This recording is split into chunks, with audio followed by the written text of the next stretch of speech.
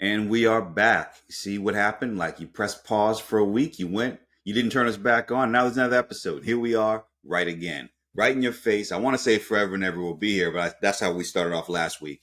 Just in case you don't remember or in case you can't read, it happens. My name is Cheo Hodari Coker. I'm here with David Betancourt. But see, last week he was David Betancourt because last week Bad Bunny concert. After all that Bad Bunny, see, he still got the Puerto Rican flag in the back, but it's David Betancourt. That forever. I mean, David Betancourt, yeah, during nights and during the weekdays, night and weekends, as we said last week. You're David Betancourt.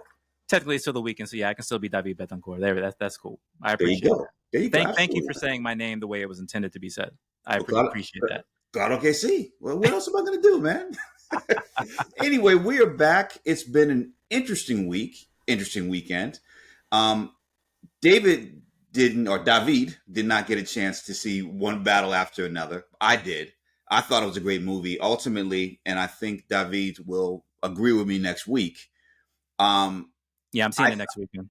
I think it's going to be Sinners against one battle after another, which will be one of the more interesting times where two movies from two signature filmmakers coming from the same studio, Warner Brothers, are going to be duking it out playfully, but not because I don't know whether or not Ryan Coogler knows Paul Thomas Anderson, but they're cut from the same cloth in terms of having indie spirit and at the same time being true auteurs, and also visually, just in terms of taking advantage of the same way that Ryan Coogler completely took advantage of the IMAX format and really expanded it in ways that makes you want to go see things in movie theaters. There are some things that happen visually. We're not even going to talk about the politics of the movie, but just visually with Paul Thomas Anderson in terms of the use of VistaVision. And there's this sequence, without spoiling anything, with these rolling hills. I mean, wow. It really reminds you, okay, there is nothing better than seeing a movie made for the big screen on the big screen, which is going to be really important. And I hope that whoever buys Warner Brothers remembers that, that what got us to love movies in the first place is always the theatrical experience, It's funny you mentioned Sinners and One Battle After Another. Anyone who knows me knows how much I love the superhero movie genre. It is pretty much the embodiment of my theatrical viewing experience. Anything that exists outside of that, generally I can wait until it hits streaming or, catch it on a cheap Tuesday showing or whatever. But the stuff that gets me to a theater opening weekend is generally, for the most part, superhero stuff. I grew up always wanting it and never having it. Now that it's here, I can't get enough of it. And that's, anyone who knows me can tell you that's an accurate statement about me. Having said that, these two films you mentioned, Sinners, which we talked about in our first podcast, and One Battle After Another, those are the two movies this year that got me out of my seat and got me to a movie theater to see it in its opening weekend. Now, I did not get to see One Battle After Another this weekend. We had to go to Baltimore. It was our daughter's last family weekend because she's a senior and she really wanted us out there, so no time for the movies. But it is not only on my to-do list, it is absolutely going to be accomplished this weekend. And even rarer, it is very rare when my wife says, I want to go see XYZ movie. Now granted, Leo's her boy, and even though she's constantly whining that he doesn't look like he looked in Titanic anymore, she will still see a Leo movie. And she's hyped to see it too. So I'm like, great, let's go see it. So are you saying that her heart will go on? Despite Leo's fluctuating looks with age, that, the heart calls still? Caribbean girls going to be Caribbean girls. They have their likes, but it's funny to watch. My wife has a couple of actors that she'll see them in anything. And it's Leo, it's RDJ, De Niro. It's like a very short list of Italian-looking guys. So I'm going to have to talk to her about that, actually, now that I think about it.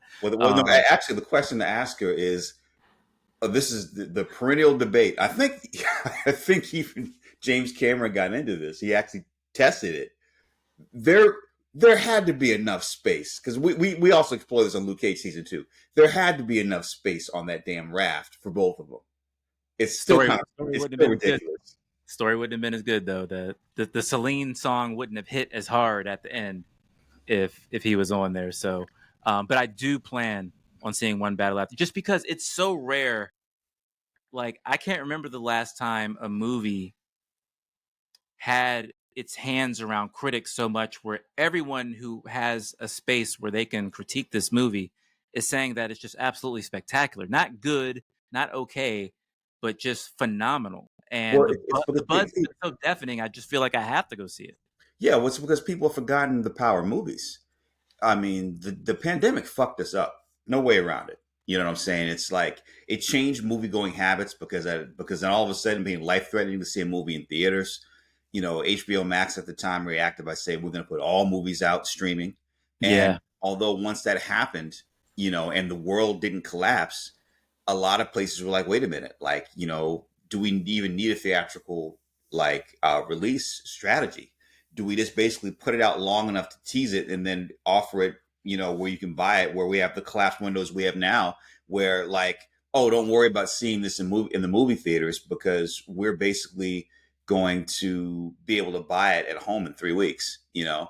And there are going to be a lot of people that unfortunately are only going to see, you know, this movie One Battle After Another probably in 3 or 4 weeks when you know it's available to buy, or ultimately start streaming on HBO, you know, via Warner Brothers strategy.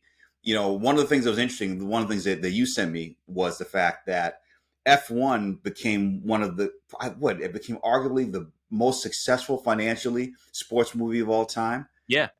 via Apple. You know, and they waited for what seemed like a long time to finally make that available to buy. You know, longer than I would have thought it would have been. You know, kind of like how long as it would have taken back in the day is what they did with it. But then what gets interesting with that is like, okay, could they continue to extend that just in terms of movies that do well? Because it took Sinners a while to be available like that.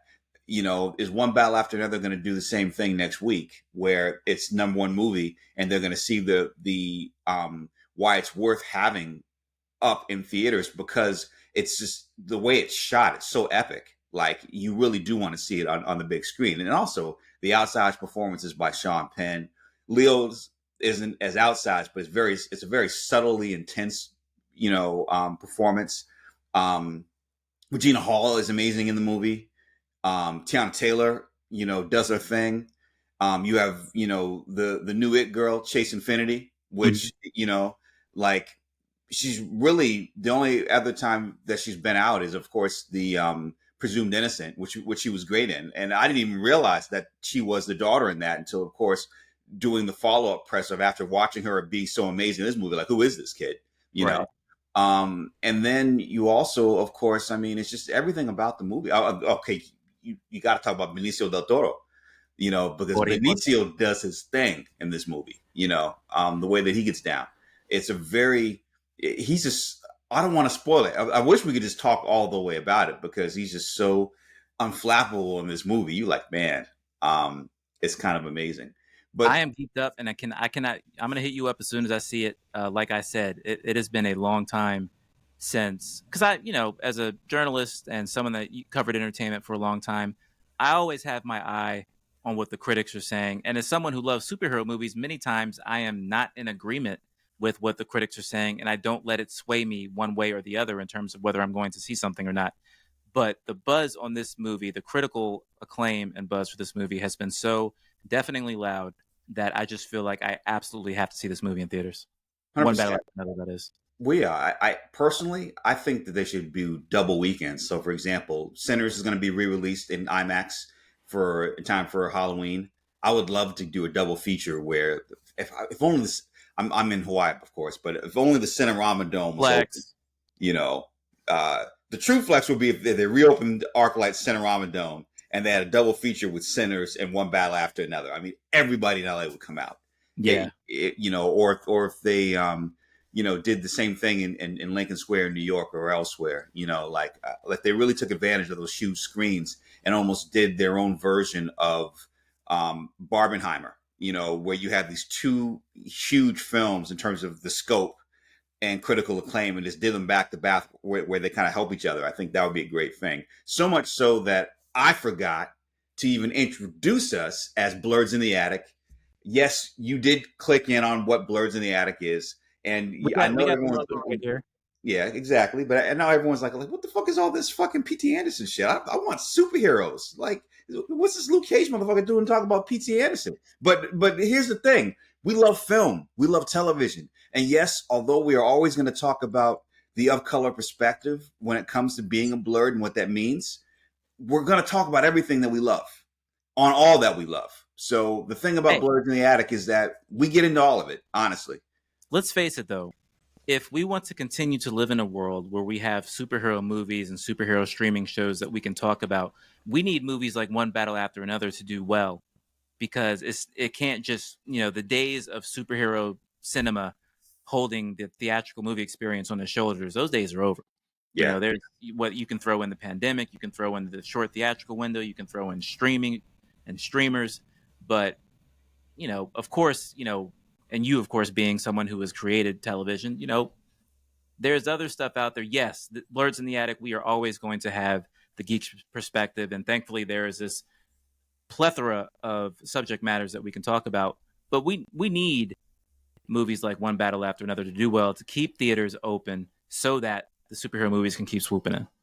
Yes, we do. We need that. We also need a healthy Warner Brothers, because Warner Brothers, of course, is the home of DC. And so it's going to be really interesting to kind of talk about some of the things we have in the Blurred Down.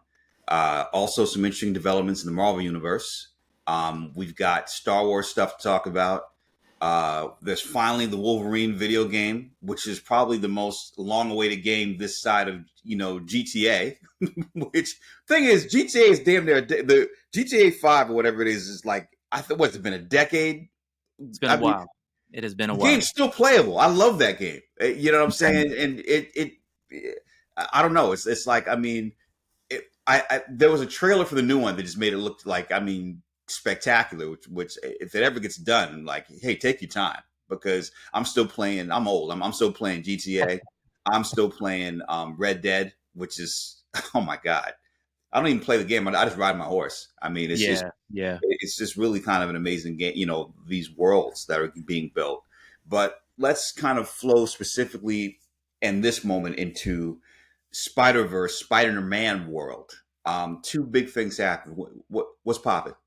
All right, so let's break down the Blurred Down one more time real quick. So today we're going to be bringing you guys the major new villain casting news in Spider-Man Brand New Day. An injury to the titular star, Tom Holland. We're going to be breaking down that major reveal in Peacemaker. Getting a little Marvel Zombies. Cheo is really into that show. Mandalorian and Grogu, new Star Wars movie. First theatrical Star Wars event in a while. That trailer just dropped. We're going to talk a little bit about the Schumacher cut of Batman Forever. I can't wait to go deep into that, because I love all the Batman movies. And, of course, that Wolverine video game that Cheo brought up. But to boomerang back to the top, I'm amazed that, so we're going back to Spider-Man Brand New Day, which is filming right now, and announcements keep happening, so there are the spoilers that come from, everyone's got their smartphones and taking scenes and stuff like that. But then you have major announcements, and a major announcement that just came out is that Marvin Jones III is going to be playing Tombstone, one of my favorite Spider-Man villains, in Spider-Man Brand New Day.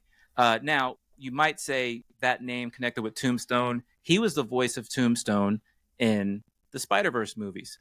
And now he was also a villain in live action in the Black Lightning CW DC television universe. And now he's entering, some could say the big time, with a live action role in Marvel Studios. Now, so what do you think of this announcement of, I think this is really cool, Marvin Jones III playing Tombstone in Spider-Man Brand New Day. I think it's great casting. I think that, even though it's funny, because like there were a lot of times where people would try to kind of put Luke Cage up against Black Lightning as if we were rivals. Like if you liked one show, you couldn't like the other. Right. But the fact of the matter is that we knew that all Black superheroes shows are good for each other. So us as a cast and crew of Luke Cage, were pulling for Black Lightning the same way that they were pulling for us.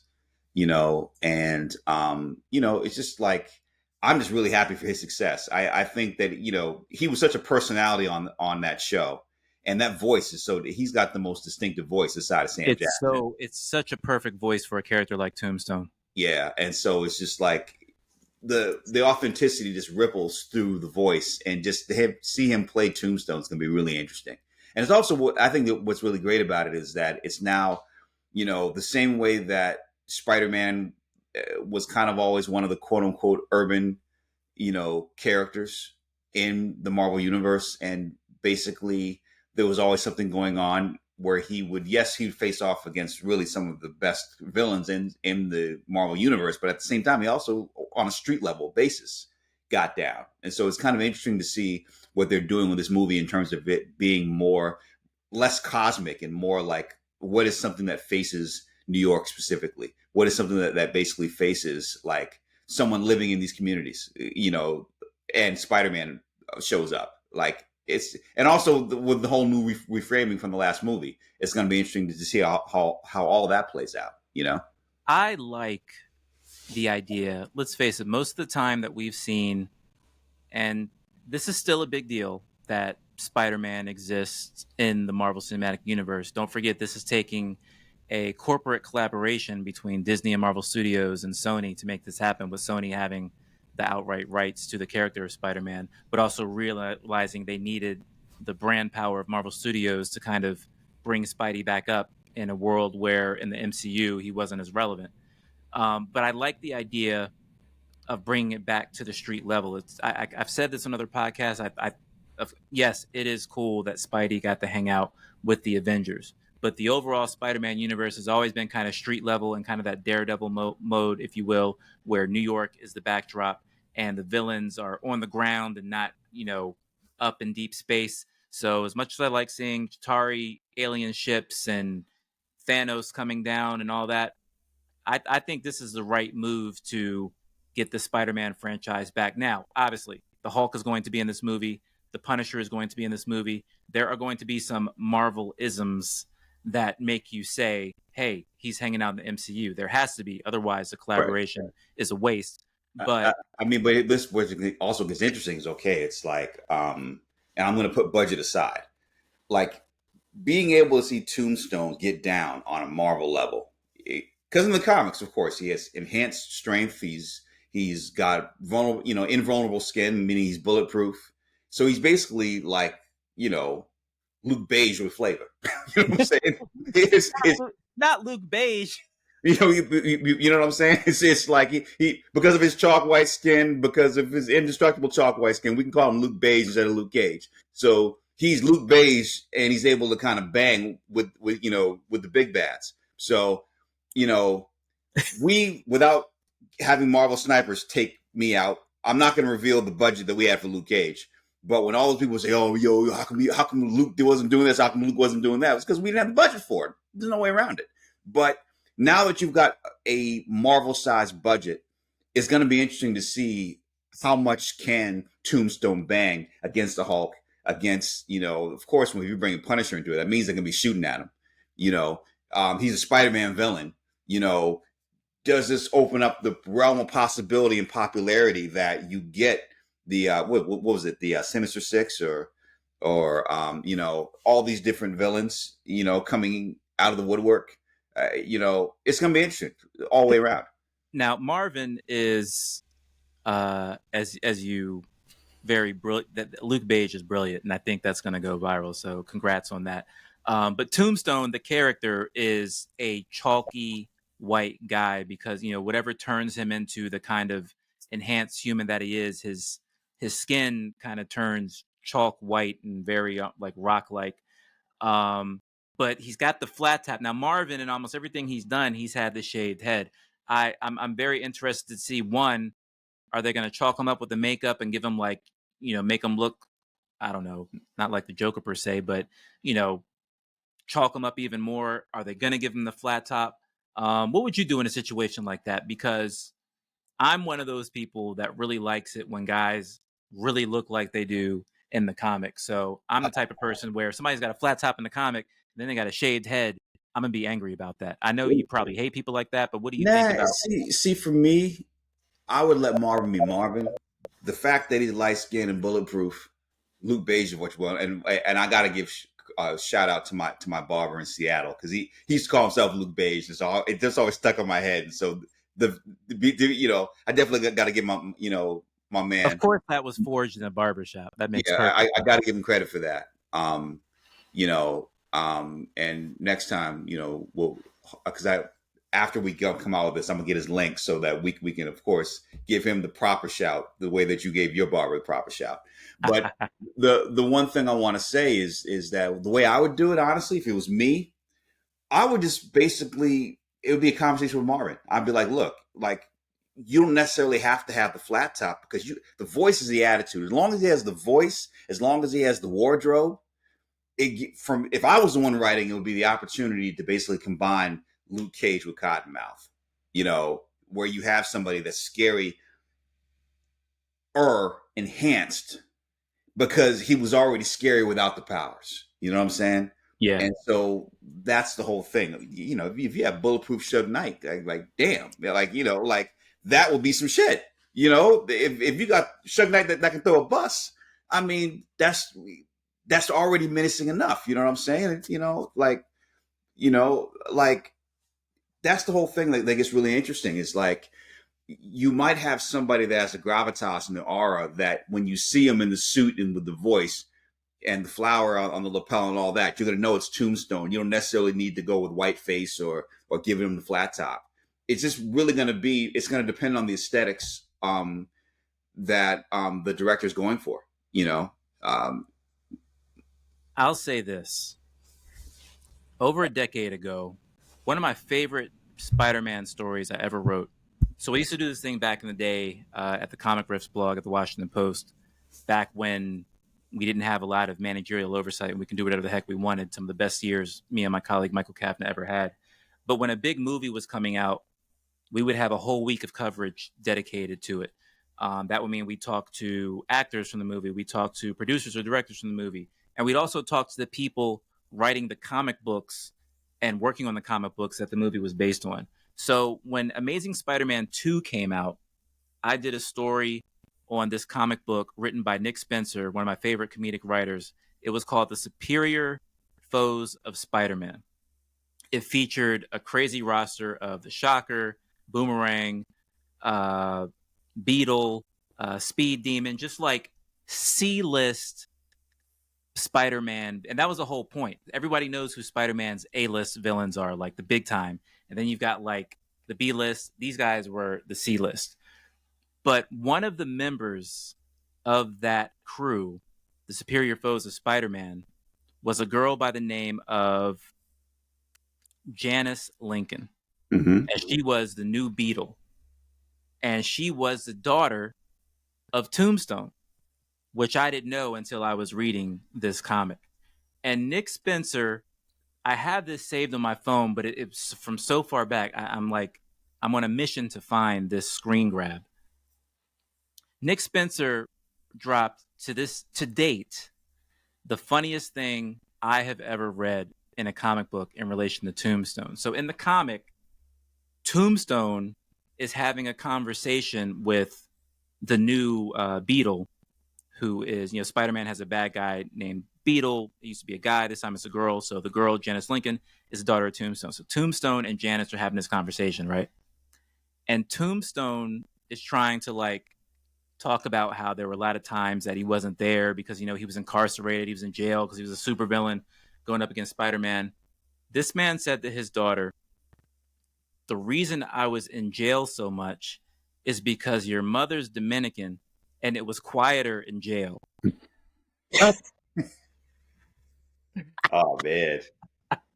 Well, Now, so okay. See, well, now we know, exactly why after this airs on Wednesday, why you're going to be sleeping on the couch for the rest of the week. and for a fact, now keep in mind, at this point, it's 2014. I am a year into having just made a baby with a Dominican woman and going into this new parental journey. Because I interviewed Nick Spencer about writing this story, and it didn't get into the story. But I said, Nick, yo, I said, look, the mother of my child is Dominican, and I thought that panel was quite hilarious, and I related to it in a way that I've never really quite related to a comic book panel before, and we just kind of had a laugh about it. But I hope that's canon. I hope it somehow makes it into the movie, because when I first read that, I ran straight to my girl. I was like, "Yo, this is I translated it for her." She just kind of gave me a dirty look, like, yeah, get out of my face. Yeah. But oh man, we were going to talk about the to date. This article, I wrote this article in April of 2014, and it's still, that joke still resonates, in part because I'm still going through the experience. But see, you are, man. You might be the bravest Puerto Rican on the planet, man. Because here it is, you sleep next to somebody who has access to scissors and all types of. I mean, even if she doesn't kill you, she could completely mess up your hair, because you see, you have hair to mess up. I don't have hair to mess up. I didn't write the joke. All I'm doing is laughing. I can't laugh at a joke. Yeah, hey man, you gotta be careful nowadays, man. Shoot, don't get us canceled, man. So shout out to Nick Spencer, one of the great comedic writers at Marvel Comics back in the day. He also wrote Amazing Spider-Man back in the day. That joke came from, if you haven't read The Superior Foes of Spider-Man and you just want a really good laugh at the expense of Spider-Man's not so elite villains, definitely check that series out. But yeah, great.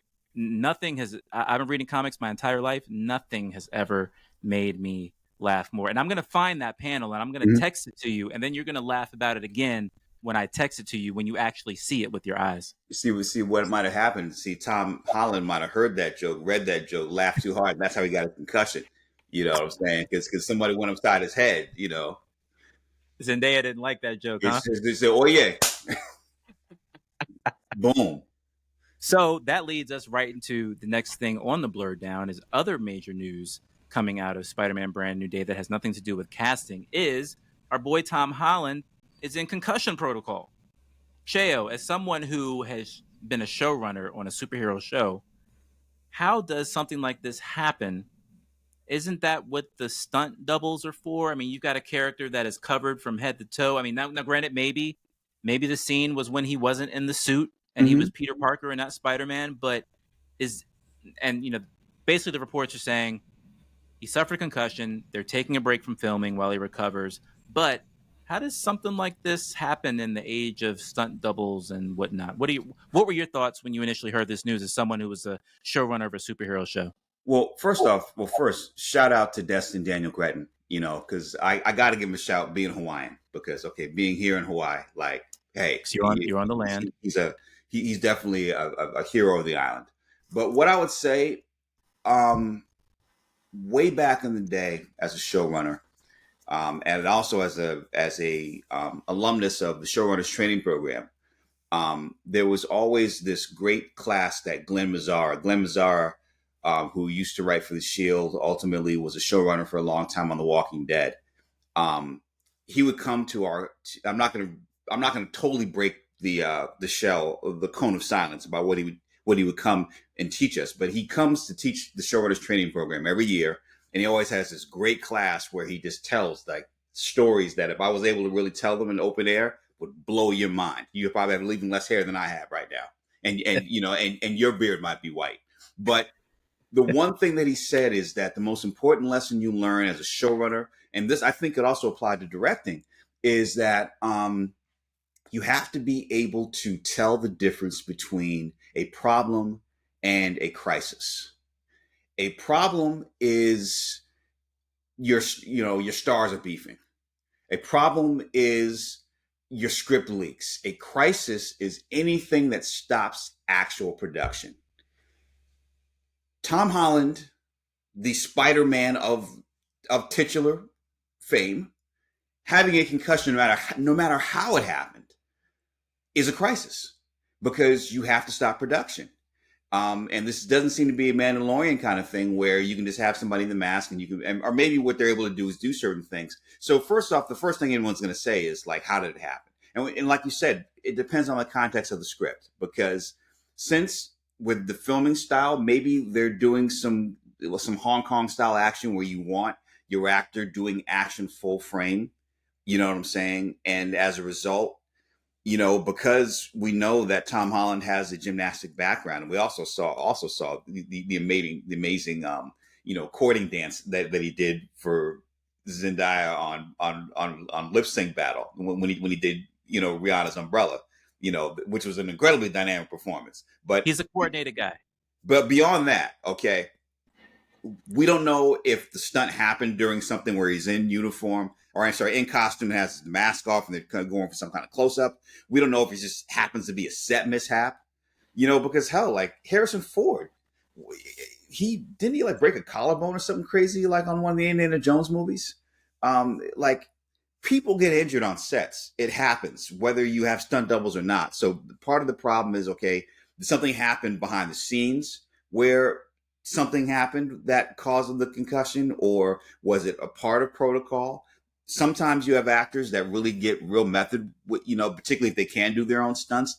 Did he maybe say, no, I want to do this stunt, and then did it? And the director's like, are you sure you don't want your double? Like, no, I'm good. And then it happened. So even though they say success is many fathers and failures an orphan, without knowing the full context of what happened, it's hard to blame anybody specifically yet. We just hope that he's safe. We also hope that he heals, as quickly as possible. Concussions are very delicate things. And also, I'm hoping that, Daniel's easy on himself, because whether he's responsible or not, that he probably feels a certain level of responsibility. And from all accounts, he's a great guy. So, and also, I mean, he's also done very stunt laden movies, because Shang-Chi had some incredible stunt action. So, Yeah. that he knows what he's doing. So, and he doesn't strike me to be as somebody that's unorganized or reckless or pushes the crew past their limits or anything like that. So, I'm just hoping everything's okay. That's where my thoughts go to. It doesn't feel like director fault, and not without knowing, we don't know if it's actor's fault. We just hope that things are going okay, and that everyone involved is safe, Yeah, major news, and obviously a speedy recovery to Tom Holland and everyone else who was involved in that production. I am not aware if they've resumed production yet, but obviously, they're going to at some point. But it's just like back. Obviously, COVID is not the same thing as a concussion, but it's back during the Batman when that was filming under Matt Reeves, and then Robert Pattinson got COVID. Well, you're not getting back. Batman has COVID, so you got to wait till he's better to get back to resume filming. Kind of the same thing here with Tom and his concussion. So, obviously he's the biggest star. He's the big name. He's a big draw. Spider-Man is still a very big deal in the world of superhero cinema. So they're within their grasp is one of the golden eggs of superhero cinema. So I'm pretty sure they're going to take every measure to make sure that Tom is safe and healthy going forward. Well, that, and also, of course, I mean, he could be doing double duty on the Avengers movie as well. So it's like, they're filming those, I think, in London. Yeah. So London and Glasgow are like, they're not far apart, so it's like, hopefully. That's probably half the reason he's in Glasgow right now. Yeah. I mean, filming those things concurrently, like, hopefully all protocols are being followed.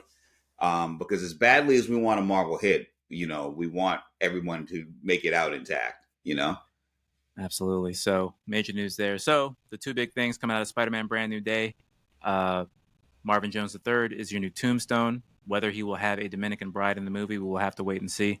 And Tom Holland recovering from a concussion. So as we do a lot of this the question is, are you going to recover from all these different Dominican jokes, man? You can get put out, man. Come on, man. No podcast is worth the hell you're about to go through.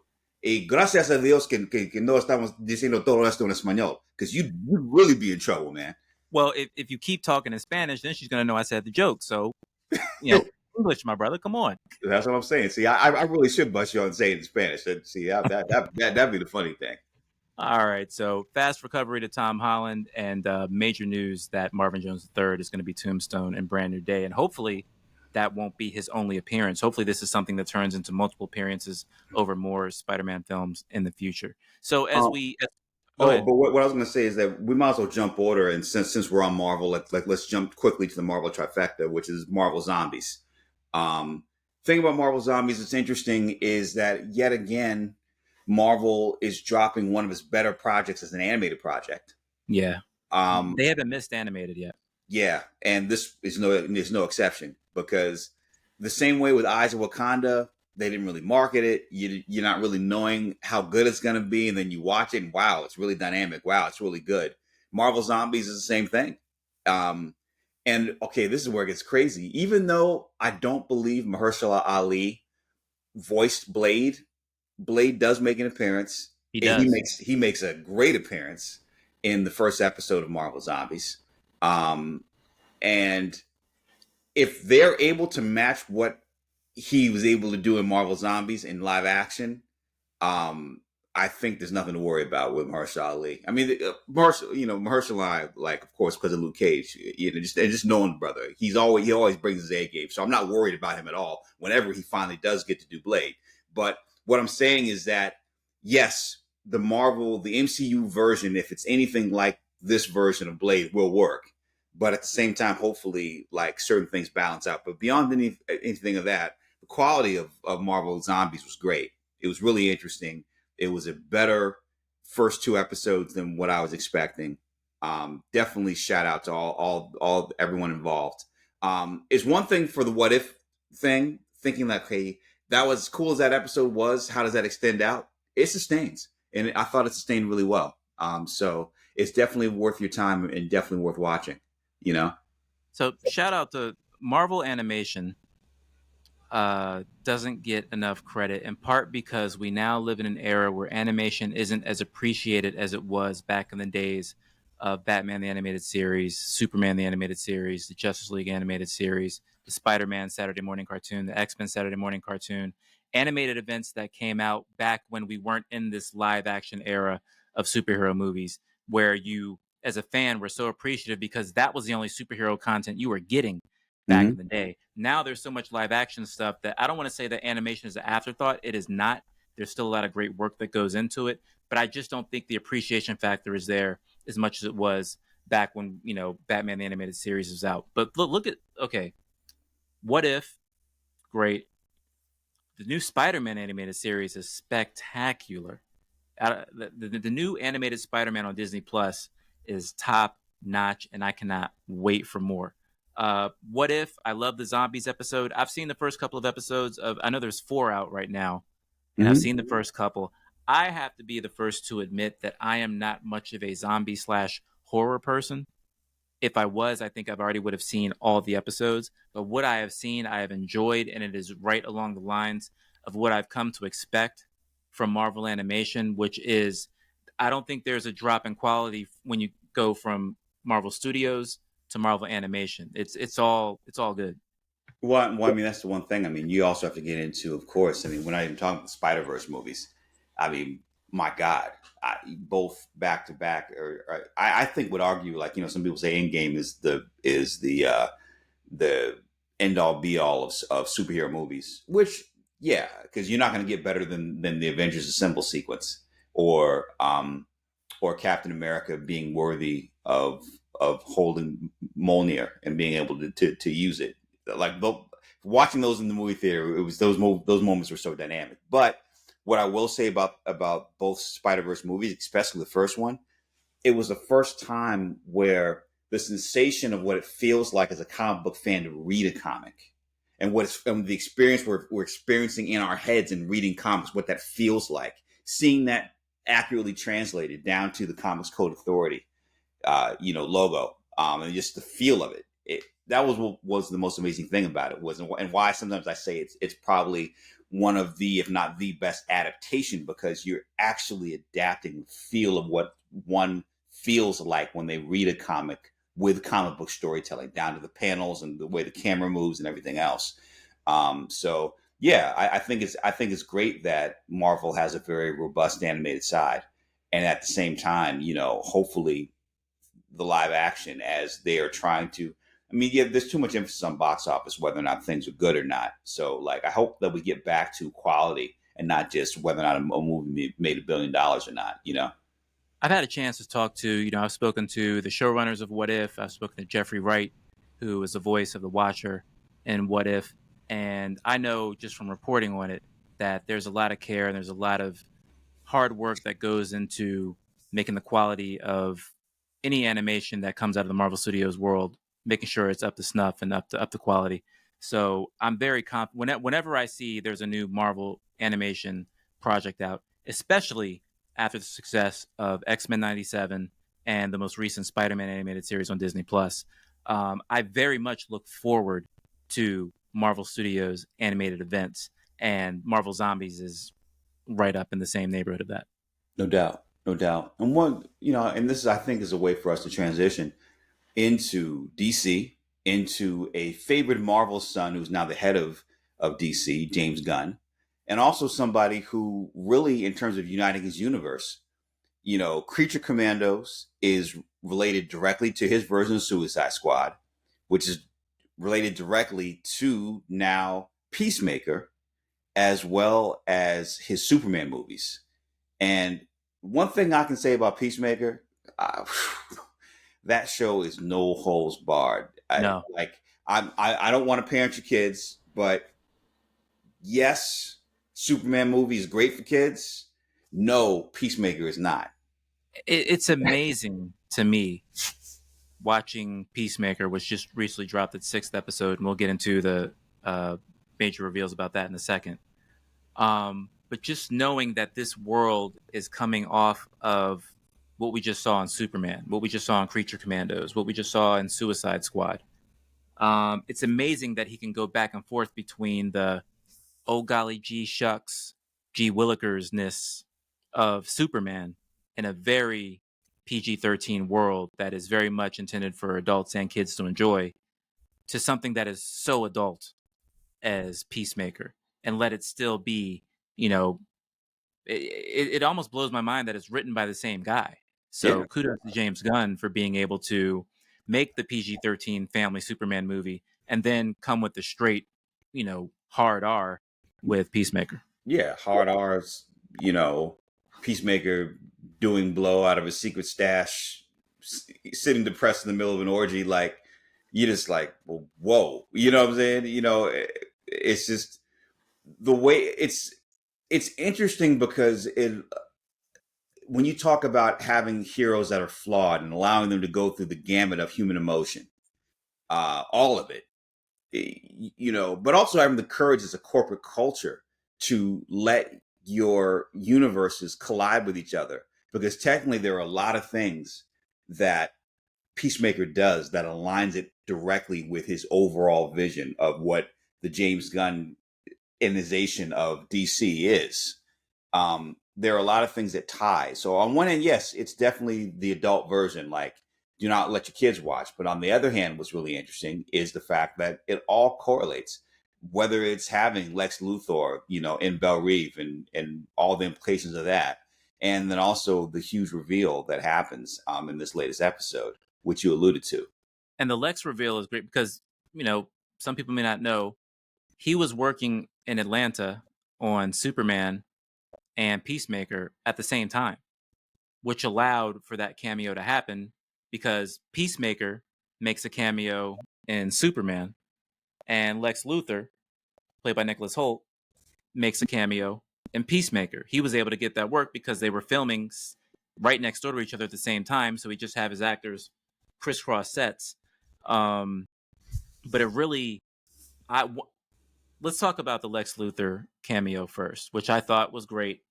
I really like the fact, I don't know if he could do this with Superman per se, but I love the fact that Lex can be a PG-13 villain in Superman, and the minute he's on Peacemaker, he's dropping bad words left and right.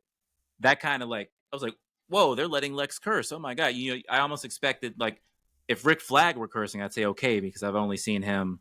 Well, he was in Superman for a second, but you know what I mean. He's and also I think they also let the actor that play Flag was also playing Flag in Creature Commandos, I believe.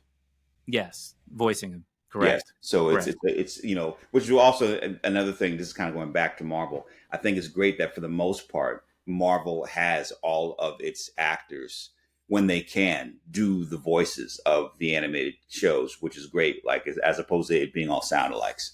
Yeah, no, I like that too, and I do like the fact James Gunn came out when Creature Commandos first came out. He said all the actors who are voicing these characters will also portray these characters in live action. I think that's great. Yeah. But I love the Lex cameo. Quick, but served its purpose. I love that Lex was able to say some bad words, and it's just that nice little subtle reminder that, hey, this is the new DCU. This show is connected to the Superman movie you just watched. But the big reveal of this episode is, so the big thing that's been going on with Peacemaker is, and these are spoilers, by the way. So if you have not caught up with Peacemaker, we're 45 minutes into this podcast. If you have not caught up with Peacemaker, go watch it and then come back and listen to what we're about to say. All right. But So what we're going to do is we're going to do a 2-second moment of silence to allow you to have the proper pause so that you don't go past this, because this is a huge spoiler alert. Absolutely. So obviously the big thing that happened and what everyone's been talking about, and James Gunn did not release this episode to the press because he didn't want the Lex cameo coming out, but also the big reveal that this world that Peacemaker's in, that he's so happy about, they spent 5 episodes showing how happy he is to be reunited with his brother, who he accidentally killed in his childhood in his original world, and his father, who he had a crap relationship with in his original world. They're like this big, happy, reunited family, but it's all taking place on Earth X. And it's funny because a lot of people, when this came out, a lot of the folks I listen to on social media that talk about this stuff, oh, I knew it because I didn't notice certain folks in this world. That totally glossed over me. But when Hardcore, also shout out to the Silent T last name, folks. I love that her last name is Hardcore without pronouncing the T at the end there.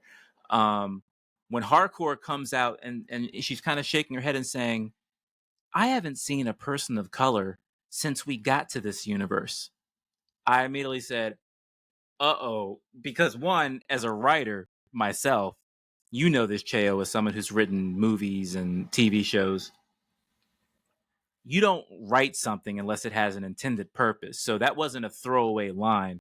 So as soon as Hardcore said, I haven't seen a person of color since we've been here, and then all of a sudden, Peacemaker's like, what are you talking about? And then they unroll the flag that's sitting at the work desk at Argus, and it's a flag with a Nazi symbol. Mm-hmm. That's when you're like, oh, this is Earth X. Holy crap, what's going on here? Yeah, well, I mean, that's the thing. It's like, when you talk about having a show that is unafraid and unflinchingly political, and James Gunn's ability to, like we talked about before, in an alternate universe, without naming names, without naming conflicts, have something that is basically reflecting the times and the fears of the times that we're in. It really shows you the power of comic book storytelling in terms of it relating, even in a fantastical way, to the real world, so to speak. And so it's just going to be interesting to see what happens in terms of how this lays out, in terms of how far he pushes it, you know? And again, when I talk about the courage of executives, yes, one of my favorite shows, of course, is the Apple Show, The Studio, which basically shows that in some cases, executives have no courage at all. But which kind of is one of the more humorous elements of that show. But it does take a certain level of, particularly when you live in a universe where a talk show host saying the quote unquote wrong thing to certain parties can get them canceled, no matter how big they are. People will yank the show and things will happen. For James Gunn to be able to do this, it shows you that, okay, it's like, it is still possible to deal with the real in this format, in this way. And that at the same time, that's what makes it fascinating. How deep are they going to go down that rabbit hole? which knowing in James Gunn and seeing how outrageous certain things have been, I mean, he's probably pretty willing to go pretty far down that rabbit hole. And It, so these next episodes are going to be a wild ride, you know? no, absolutely. I think I was very surprised that he went here because one, this is a flex of power. James Gunn isn't just the guy who writes Peacemaker; he's the co-studio head, along with Peter Safran of DC Studios. Um, you don't get to write a storyline like that unless you either have permission from the co-head or you are the co-head. In this case, James Gunn is the co-head. He is the one calling the shots at DC, so he can write whatever he wants. And to go this route, I instantly thought back to my time reporting on Watchmen for HBO. The HBO series Watchmen, not the Zack Snyder Watchmen movie, but the HBO Watchmen, which, you know, was in this alternate world where reparations were handed out and the playing field was level in terms of black and white. And it was kind of like the underground response to that. Now, over in Peacemaker and World X, it's kind of like the opposite of that. And you have your anti hero Peacemaker, who has been so blinded by his selfish happiness that he never took the time to notice how flawed this world that he's chosen over his own world really is. And I think that's going to set up a great dynamic in terms, once again, this character is probably going to have to say goodbye to the brother he never got to grow up with, to the father he never had a good relationship with. I think this is setting up for a great finale. Yeah. I think also what it's setting up for is that, like, there is no such thing as an alternate reality, because even if you're in an alternate reality, it's going to align with your reality because your presence is already changing things. And so, the same way how in Spider-Verse 2, and hopefully this is not too much of a spoiler, the same way how he was altered by not having lost his father, meaning Miles Morales, and how, as a result, because of that, it was throwing the entire multiverse out of sync. It's going to be interesting to see if this kind of comes to similar conclusions, that certain things that have to happen there. And then in sacrificing what seems to be bliss for him is going to come at the expense, because his consciousness will not allow for this other side to just exist in that way. And that's because of his incredible relationship with Danielle Brooks. They have such great chemistry. They really do. And she's more or less his sister on the show. Exactly, which is really great. And then also just kind of, hopefully this could be the beginning of the end of alternate universes, because it's just like, I think so. I mean, I have alternate universe fatigue in Marvel universe. I have alternate universe fatigue in Superman universe. No one can ever really die. It's just like, it just gets to a point where after a while, okay, like, can we just get back to one verse telling, although it's a brilliant way to recast and open up casting and have people come back and all that kind of stuff, I will say this in regards to one, I really like Peacemaker a lot. It's a great change of pace from the PG-13ness of the DCU theatrically, and I enjoy that James Gunn can come over to HBO, play with an R rating, because even the comic books we read based on these characters are always kind of PG-13ish.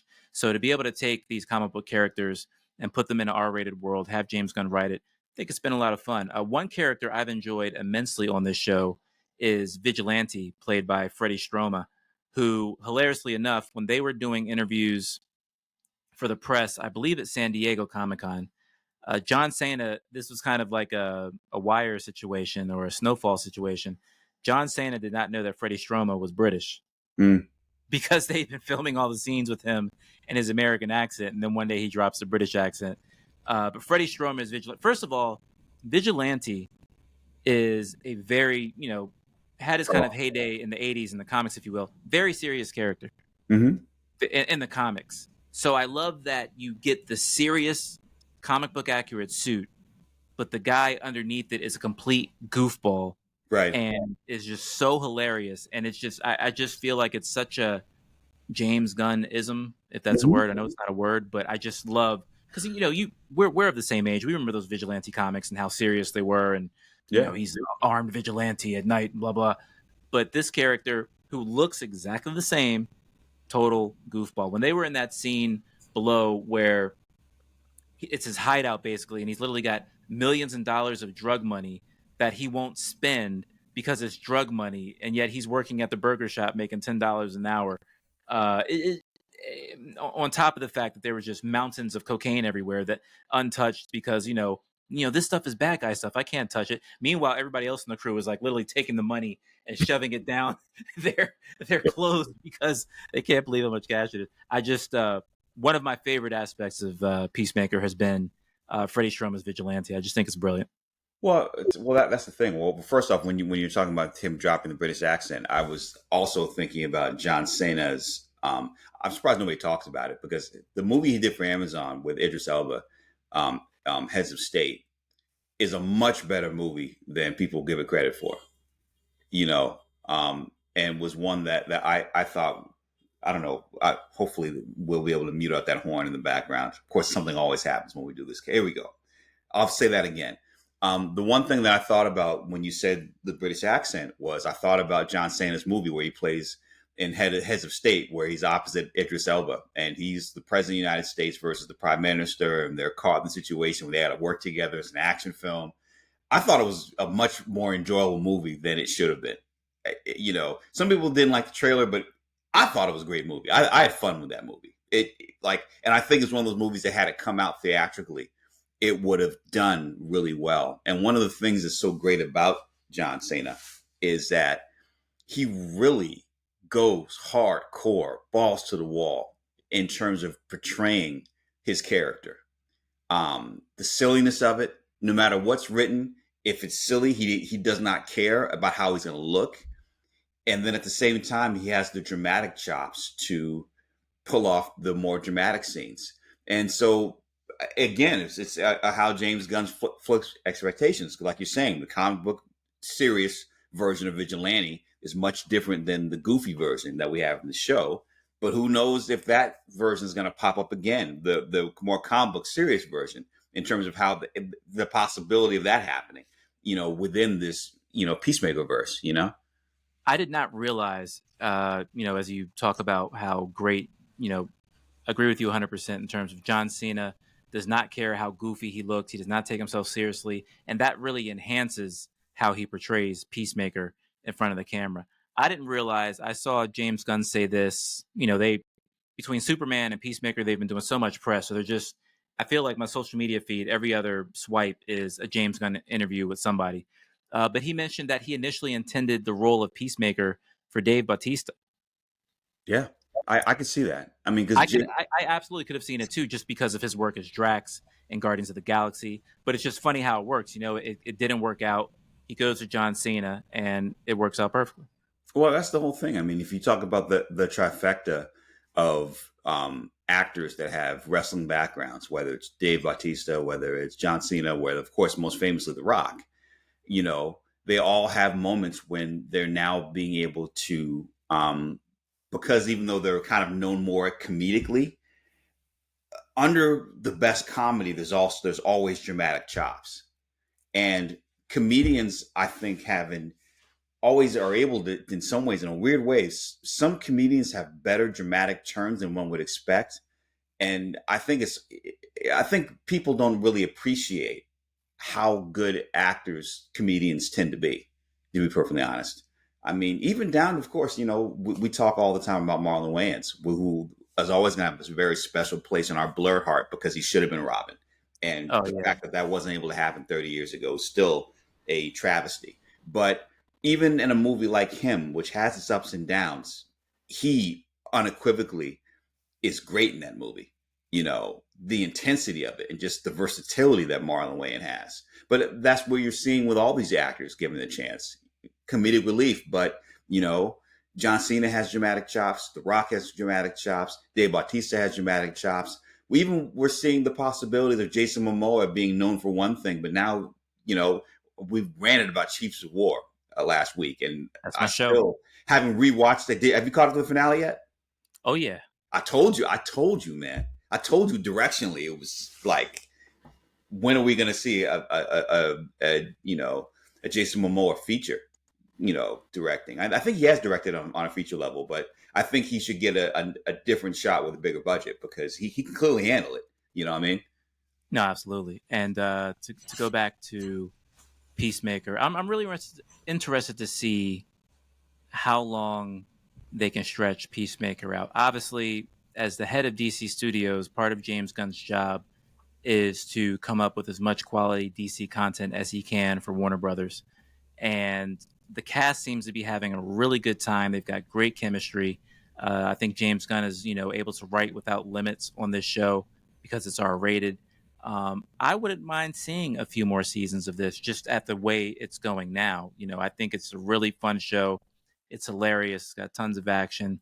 Um, as always, I think it highlights what James Gunn is best at, and that's taking characters that people, for the most part, generationally did not care about. Nobody cared about Groot and Rocket back in the day. Nobody cared about Peacemaker back in the day. Now these characters are household names. So now we get to see James Gunn play with the big boys like Superman, but still do his thing, which is his real thing, which is take characters that really aren't in the upper echelon of superhero popular list or whatever and turn them into superstars. Also, what I think was really interesting is that like he gets to, in a way, ease into the Justice League because you got the Justice Gang, and then we know that this Peacemaker universe is going to expand into the Green Lantern Corps because the all the people behind Watchmen are the same producers. Damon Lindelof, who is one of my favorite creator producers, and also Yeah, he's great. I know Damon a little bit. Really, really nice guy, really smart guy. I loved the things that he was doing with Watchmen, and then at the same time now, really to see what Aaron Pierre is gonna do as a Lantern, and see if the popularity of that show expands. It gives all these things really do buy enough time to then organically introduce Wonder Woman, organically introduce, reintroduce Aquaman. I mean, like honestly, it's like I don't know. Jason Momoa and what he and his co-writer creator of Chief of War did really makes me wish that they had done the same, that they were allowed to do the same thing with Aquaman, because Aquaman, in my mind, should clearly be Hawaiian and or Pacific Islander, and really lean into that because of those cultures, relationships to the ocean, and it's just it being so organic. And when you watch Chief of War, just imagine the same way that Ryan Coogler with Namor being able to relate it to Namor, no amor, and making the character have these Mexican roots, and how it just everything about what happened, making it organic to a culture. Imagine if you were able to do the same thing in terms of your re-expansion or reboot of the DC universe. And if you're going to introduce, I know this sounds crazy, but like, because there is of course talk of Jason Momoa playing Lobo, which yes, if you look at the comic, he does favor that. Honestly, I would just bring him back as Aquaman, but I just reboot Aquaman. I would give Aquaman, different roots. That's gonna be a really tough one. I feel like I feel like the new DCU with DC Studios, they're already planning out the next decade. I am almost convinced in that next decade we will not see Aquaman. If we do, maybe in a support category in his own franchise. I doubt it. I don't know. That's one, not a character I really have a desire to see outside of the way he was portrayed by Jason Momoa. I thought they did a great job, at least with the first one. Mm-hmm. But I don't know. I don't think. But I know exactly what you mean. It's like Chief of War has shown you how to take that culture and the connection to the water and make something really beautiful out of it. Why, they tiptoed around that in Aquaman, but not in the way that Chief of War did. But your boy is Lobo now, and he should be Lobo. Even he knew he should be Lobo. Right. And I think that'll be his DC identity for the time being. Well, I mean, that's the thing. It's like, I mean, I think DC is again becoming a universe that will attract, high value producers and directors, both on the television side and the film side. Like I'm really excited to see what happens with Lanterns because of the fact that you have Damon Lindelof. Also, like, although who knows if Corey Jefferson, who was one of the Emmy-winning writers on Watchmen, if he would ever want to, of course he directed incredibly, directed American Fiction and also won, I think it was the original screenplay Oscar for that. Or no, sorry, it was adaptation Oscar for that. Like whether he would ever want to do, like imagine him doing Batman, or imagine him doing a different superhero, or being able to and bringing in different gravitas to it. Like I just think it's interesting, because now Warner Brothers has kind of become, again, when you talk about what Ryan Coogler did, when you talk about P.T. Anderson, and you also just talk about how great the Batman movie was, like, even though he's having a lot of fun with Superman and with Peacemaker, I really think that it could be interesting just to see if to compete with Marvel, if they're going to just let auteurs or people that have very distinct visions really start playing around again in the DC universe in a way that fits into the universe and isn't necessarily a one or a two off. I mean, Joker withstanding, it's going to be interesting to see how people reinterpret that a few years from now. I definitely think that. I think that's what they're trying to do. I don't think James Gunn is setting out to duplicate the first 10 years of Marvel Studios. Yes, there's a connectiveness of the DCU, but I think we've seen that with, they're filming Clayface right now. That's going to be a very different type of movie than what Superman is, or even what Peacemaker is, not in that same kind of superhero genre category. So you're right. Warner Brothers has a great opportunity to, over the next decade of whatever DC Studios is going to be, bring in different types of writers, bring in different types of filmmakers, and make different types of movies with these characters that, have such brand recognition. True. And so okay, now they're talking about brand recognition. There isn't a bigger brand, there used to not be a bigger brand than Star Wars, which is, suffered the slings of outrageous fortune, and misery, depending on which fans you talk to. Even though it was amidst the controversy of what happened with Kimmel last week, there were a lot of mixed reviews about the Mandalorian and Grogu trailer. I dug it. Very mixed. I don't know if some of that backlash was just people were pissed at ABC because of what happened in terms of Kimmel, or whether people actually really liked it, or people were just kind of taking it as like, here, our company is going through this crisis, so here's a trailer to kind of distract you for 20 seconds. But I think if people have exhaled and we watched the trailer, I thought it was a good trailer. I had no idea what it's about, but that's okay, because Star Wars movies tend to take a minute to build. Of course, you have the other Star Wars movie with Ryan Gosling, and all the speculation as to whether or not the kid that he's protecting is a fourth or fifth generation Skywalker, or are they completely done with the Skywalkers? I don't know. It's just, I'm always going to hold out hope for a Mace Windu movie personally, because they got it.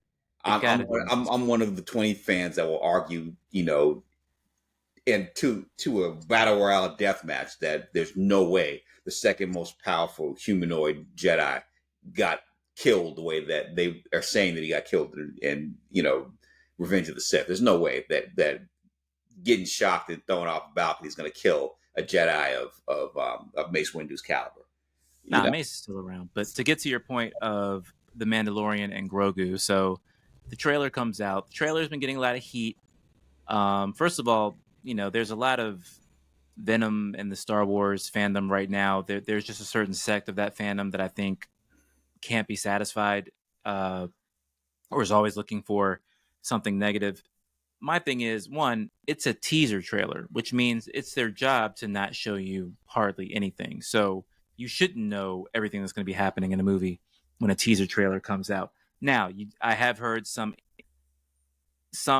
folks saying, well, this just looks like it's going to be an extended, slightly longer episode of The Mandalorian. It doesn't have that big movie feel to it. And I say, you know what? We've got to wait to find that out.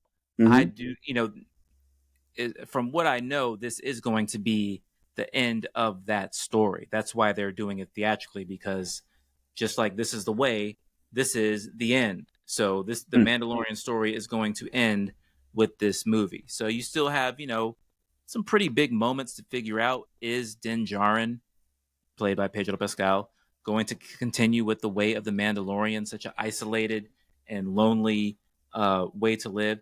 I think no. I honestly think he's going to end up with that very nice lady he met in that town from the first season. That's just my little theory. Grogu still needs to say his first word. You already know that has to happen in the movie, and we kind of have to figure out what his path is going to be. Well, yes. Well, need to happen. It does. Exactly. I cannot wait to see his first backwards speaking phrase. Yeah. I'm very much, that has to be, and it's probably going to be one of the biggest moments in the movie. But look, when The Mandalorian first came out back in 2019 in November, when Disney Plus first dropped, it was revolutionary Star Wars telling. One, because we'd never seen serialized Star Wars telling before. We'd only seen it theatrically. There was that kind of loner Western feel. It felt like you were watching a deep space Western. It just was so gritty, and the Mandalorian was this loner. And then, as tends to be the case in these worlds, the universe got a lot bigger, more characters start popping in, and the tone starts to change a little bit. Having said that, I think Dave Filoni, him and Jon Favreau, who were the big godfathers of this world ever since Disney Plus became a part of the Star Wars storytelling experience, I think they've done enough good things with the Star Wars brand, from the first season of The Mandalorian to the Clone Wars, that we can trust them to say, this is how we're going to end this story, and it's going to be an enjoyable experience for the fandom. I have enough faith in them just off of their previous work within Star Wars to say that I think I will enjoy this movie. Hands down. Yeah, I mean, I think they deserve the benefit of the doubt to let us watch the movie. And if the worst thing is that it's an extended episode, The Mandalorian's a great show. So it's like, if people said that another feature length continuation of the Andor story is like an episode, that show was a feature film every week. Yeah. If you don't want to lean into the budget, but costs as much as a feature film every week anyway. So it's like, I think it's going to be interesting on one hand to see what happens, but I'm really also hoping that in terms of an extension of the universe, that, they get back to the roots of what makes Star Wars, and there are a lot of different people that would have different arguments as to what that is. But I really do think that it's the universe I've not given up on, and I think there are certain things that they could do.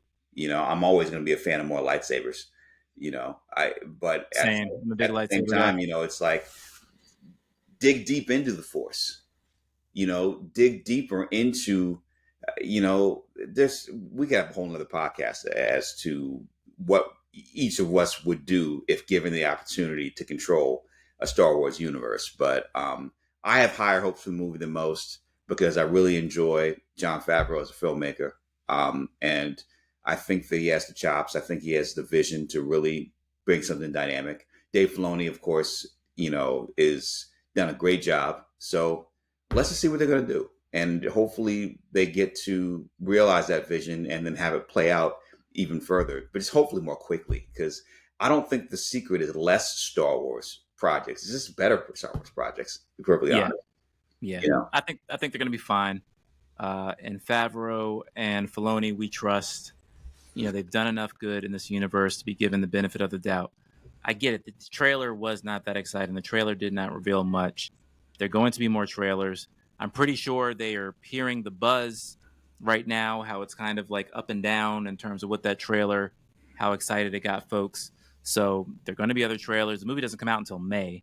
Yeah. We're in September right now. So there's a whole lot of time for them to present this in a way to get folks excited. And hopefully they stick to their guns. Hopefully they don't reshoot the entire thing because of people's up and down reaction to the trailer. Like, just have a vision, stick to it. And I really hope that that's what happens.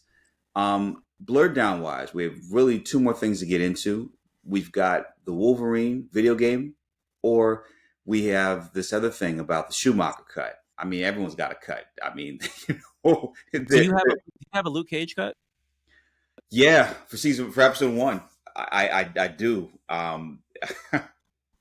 There were, oh man, I can't get deep into it's nothing deep, but the Raphael Sadiq song Angel had, and that musical sequence that happened between, you know, showing or the intercut of the robbery, um that sets everything off in terms of Cottonmouth killing, you know, what happens in terms of you know, Shamik killing um you know, one of his, you know, one of the guys that helped him, you know, him and Chico, the whole robbery.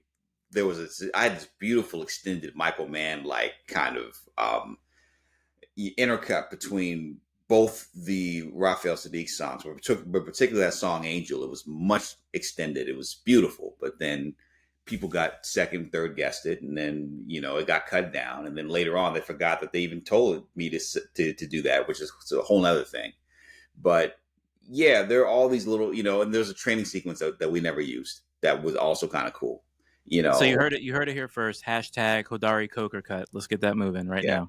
You know, what I would love to figure out how to do is I would love to do commentaries on all 26 episodes, and bring back writers and bring back directors, and then do like the audio commentary that you could basically have on YouTube, and you could watch the episode with those commentaries and tell stories, or, you know, or you know, I mean, at some point, you know, if we can ever get this thing up and running, do the Bulletproof Love podcast, which would basically be a rewatch of all of the 26 episodes of Luke Cage and kind of getting into them. But that's a whole nother story. But yeah, there's so many different cuts. I mean, you got a Snyder cut of something. You've got I do really want to see the what's his name cut of Suicide Squad. Not the James Gunn Suicide Squad, the first one. Yeah, the David Ayer. Yes, the David Ayer cut. I think they should really come out with that. You know, yes, because from what I've heard, it is a completely different movie, which would be really fascinating to see what that is. You know, yeah. Because David Ayer is another director that I think deserves his flowers. Of course, he got him writing wise because he wrote Training Day, but he's a really very dynamic, very brawny voice. I think it would be really interesting to see what his cut looked like. You know. So we bring up the Schumacher cut. Recently, I saw on social media, and I shared this with you guys. Michael Uslan, who is the legendary producer of all the Batman movies, but played an integral role in bringing the first Batman movie to life on the big screen in live action. He was recently at some kind of speaking engagement, and they asked him about the Schumacher cut. Now, it's not to say it's been common knowledge, but everybody knows, because there's some stuff in the Batman Forever trailer with Val Kilmer, rest in peace, in kind of like the sequence with the giant bat that didn't make it to the movie, which kind of led people to assume that there's more out there. So Michael Uslan did say, yes, there is indeed a Schumacher cut, but it is not as easy as people think to get that out there and make it something that people can consume. He basically said that it would be extremely expensive. It's very much a restorative project, and that it would take, in order to produce that type of investment to actually get it done, you know, Warner Brothers would really need to know that it's something that the fans wanted. He made it clear in his chat that it's something he would like to see, but he also made it clear to the fans listening, if that's something you ever want to see, you need to get on it now. It's hard to do that kind of cut because Joel Schumacher, of course, passed away. And so you're only going to be able to really guess at what he was trying to do without actually fully knowing. It's kind of the same thing that happened with when Kubrick passed away, is that, yes, you can see Kubrick's plans, but I can tell you from an artistic standpoint, just because that's what you planned, you change your mind all the time once you actually see things and say, okay, well, I planned this, but now looking at it, you know what? Fuck it. Let's go this way, or let's do that. Or often what happens is that sometimes, even though you dream about what the alternative version was, it doesn't jibe the same way that you think it does. I mean, perfect example is like Coppola has completely rejiggered so many of his classics. And sometimes, like when you get like to Apocalypse Now Redux, like Apocalypse Now Redux is great. I think it's the best cut. But then he did the final cut, and he took away half of Redux, and it's like, come on, like I think Redux was the better version, you know. He also did the same thing with Cotton Club, where like, yes, it was great seeing the restored performances from Cotton Club, but the original opening I thought was better in his original cut, you know, which was cut to Duke Ellington's The Mooch. I thought the intercut was better than kind of starting out the way that he did with that one. So sometimes directors' visions, I'm not saying directors are wrong, but sometimes when you see the fully realized version, sometimes they did make the right choices before, you know. But I think what's great is when you're able to present both back to back, or give the option of the uncut version versus the theatrical cut, and you as a viewer can choose to which one to watch. I think that works, and I really, really, really wish at some point they'll do that with Star Wars, because everybody knows that you know, Greedo did not shoot first, you know. We all know that. We all know that Han Solo killed him in cold blood. And that was kind of what made. I grew up knowing that's what made Han Solo kind of a swashbuckler, was that, you know, he basically murdered Greedo just because, you know, and there was no shooting first or any of that nonsense. But, you know, it is what it is.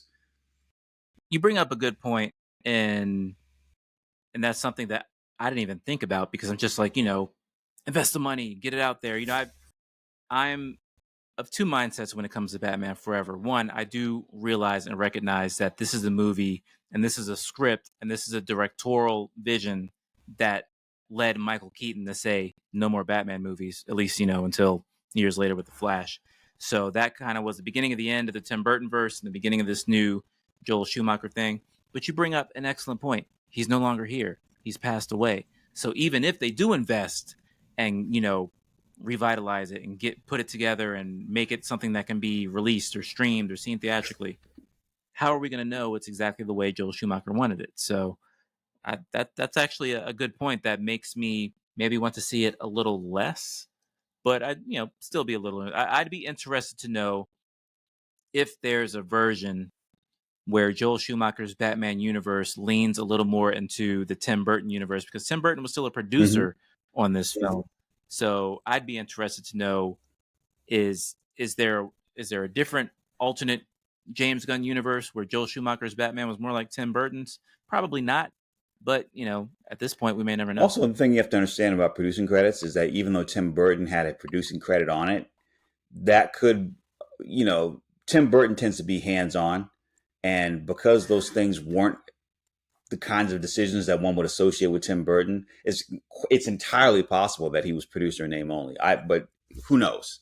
I mean, and I don't want to get slandered or cut for saying that, because I don't have the actual knowledge to make that assumption. But I do know that from inside, producer credits are such that even when there's a change of vision, it just means that you're financially participating, but you're not hands on. But then that's different. But it's a perfect example is that Christopher Nolan was very hands on with Zack Snyder when it came to at least Man of Steel, the first one. You know, Yes. Justice League, or, you know, some of the other things. I mean, you know, but they were close. So who knows how much Nolan had in and out. But definitely in terms of protecting artistic vision, and now Nolan had, you know, who's now already was arguably the most powerful director in Hollywood, now is the president of the DGA. I mean, you know, that's who's gonna fuck with that man.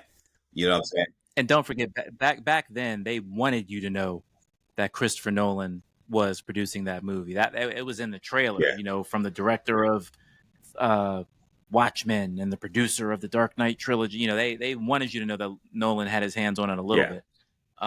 But I see your point in terms of the fact that Burton could possibly, especially given how different it was tonally, Batman Forever compared to Batman and Batman Returns. It kind of makes sense that he maybe wasn't as involved nearly as much as he was for the first two movies. But will we ever see the Schumacher cut? I don't think it's something that's going to happen anytime soon. I also don't think it's going to be a priority for DC Studios as they're building an entirely new universe from scratch and only have a few movies in the can so far and a few shows in the can. So maybe somewhere down the line, but I'm not holding my breath for it. But true. But I will say on one hand, yes, I'd love to see the Ayer cut. And B, I would also love if myself and Paul McGagan had the opportunity to get into the original vision of the Luke Cage first episode recut, because we also had a different opening sequence too, which would have been really cool, and I would love to restore that. But I'm being very careful because there are certain norms and confidentialities that I don't want to tread on. But yeah, powers that be. Like if I had the opportunity to do a director's cut or a producer's recut for episode 101, it could be kind of cool to sprinkle a couple of things back in. Stranger things have happened. We got the Snyder cut. No doubt. You need to get those Lex Luthor monkey bot typing on the keyboard from the Superman movie. Get them on it. Hashtag Hodari Coker cut. And yeah, well, that's what I'm saying. It's power of the ball heads, man. Me and Lex. Let's see what happens. The final thing I think we're going to talk about, our technical glitch aside, which you should not be able to hear or see if fingers crossed, our minor interruption didn't flow in, is the Wolverine video game. On one hand, it looks spectacular. It makes me wonder about the play. Like, other than being Wolverine in Berserker mode and basically going ham on a lot of people, what is the point of the game? Is it going to have the kind of dynamic storytelling that the Chris Claremont, Frank Miller limited series from decades ago had? Is this the opportunity to really play in a universe and is the storyline dynamic, or is it just a lot of slashing motherfuckers? Like, which is it? Because the slashing looks great, but if there's no story, if there's no point to it, then what is the point of the game? The Spider-Man movies the Spider-Man games have been good, both Peter Parker and Miles Morales. Yeah. So I think we can, not to say that it's the exact same team working on that and working on this, but there is a good track record in place. Wolverine is hands down one of the most popular Marvel characters ever, and I think a great video game character because of his power set. Like, as you said, if you're into a game where you're just slashing people up, he's a perfect character for it with those adamantium claws. I'm very interested. Is this going to be a brand new story, something we've never seen before? Some of the most fascinating things about Wolverine are his past, because it's so checkered and there's so much of his past that he doesn't remember. Right. So are you going to lean on that, or are you going to keep him in the present and create something brand new? Or are you going to create something brand new in the past? I feel like there are a lot of different paths they can take to make a great story. I myself have always been fascinated by Wolverine's past, especially his youth, with Origin, the stuff they came up with right before the X-Men movies came out. But I guess we'll have to wait and see. These games tend to be pretty popular, and I'm pretty sure I'll end up picking it up regardless. No, I know I'm downloading it. They already got me. I'm Renee Zellweger like a motherfucker when it comes to this game. They had me at hello. They had me at Wolvie. I was like, Reed, sign me up. I'm downloading this shit right now. Even though I'm the king of buying games and not playing them, just because it's like, that's the problem. It's like when you write or just get pulled in all these different directions, it's just like, the life of a writer is not, my video game playing is not what it once was. The combination of being a journalist and someone who tries to write fiction on the side and create new worlds, it takes up a lot of brain space that you have to sacrifice the video game time for creative time. Although I will say, because of all those Dominican woman jokes you made, because you're going to be sleeping on the couch, you might find yourself with more time to play video games. Hey, maybe I can build some of those independently owned comic book universes I've been thinking of working on now that you've got me in the doghouse. Hey, I put you there, brother. You put yourself in there. Hey, Nick Spencer wrote that. Nick Spencer wrote that joke with a box of scraps. No, I'm kidding. Anyway, man. So we have blurted down. We have It's funny that we're Blerds in the Attic. Although you're the only blerd still in the attic. I'm a blerd by the beach, but still, Hey, the metaphor survives.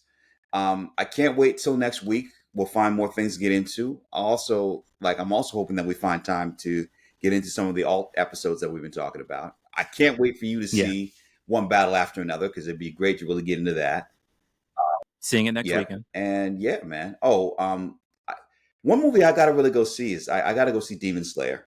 You know, the fact that it's number one, or it was number one last week. The fact that it's really a milestone for anime in terms of the American audience. The fact that a movie that has such a worldwide force is now contending, and even though Leonardo DiCaprio's movie beat it this week, I don't think it was like the largest margins. I think that it just shows you it goes to show you the crunchyrollization of the box office is that as an art form, it's starting to pick up the level of seriousness that quote unquote comic book storytelling 30 years ago began to kind of showing up and registering with mainstream audiences in a way that it hadn't before. I think it's gonna be interesting to see how that expands. So I definitely want to see that, and also just kind of get more into anime because my kids are just all over it. So Same with mine, and major bops in Demon Slayer as well. Almost every day on the drive to school, my daughter is playing songs from that all soundtrack. right, so yeah, so I definitely got to go check it. But here we are. Rather than saying Excelsior, motherfuckers. Maybe I'll say Aloha Beaches or Mahalo. But, There tune you in go. next week and we will be back. And yeah, we're still having fun with this. And hopefully, please tell people if you enjoyed this. Hey, we're on YouTube, so I can say like and subscribe. Um, Spread the at the word. same time, also, please make sure that as you're spreading the word, you mention the fact that besides YouTube, that you can pick us up on Spotify, on Tidal, uh, anywhere you get your podcasts. We're around. We will be there, and we will be here. Talk soon. We out. Excelsior, motherfuckers.